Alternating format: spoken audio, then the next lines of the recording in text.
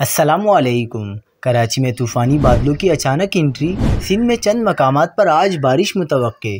कराची में तेज़ हवाएं चलेंगी, माहिरीन ने ख़तरे की घंटी बजा दी। क्या आप हालात हाज़रा से आगाही हासिल करना चाहते हैं? खबर के पीछे छुपे असल हक़ाइक़ जानना चाहते हैं? तो अभी सब्सक्राइब कीजिए ज़िलमिल पाकिस्तान को और साथ ही घंटी के निशान पर क्लिक कर दें।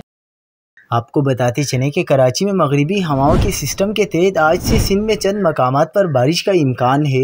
महकमा मौसमियात के मुताबिक मुल्क के बालाई हिस्से में मगरिबी हवाओं का सिस्टम असरअंदाज हो रहा है, जिसके तहत आज से 5 मई तक सिंध में चंद मकामात पर बारिश का इम्कान है।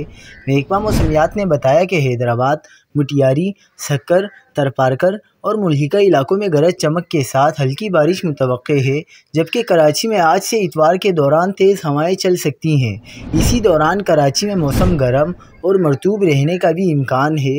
महकमा मौसमियात ने यह भी बताया कि 5 मई से सिंध पर असरअंदाज सिस्टम को बहिरा अरब से नमी से तक़वियत मिलेगी। आइंदा हफ्ते में सिंध में मज़ीद बारिशें नज़र आ रही हैं। कराची में भी ये सिस्टम कहीं कहीं बारिश बरसा सकता है।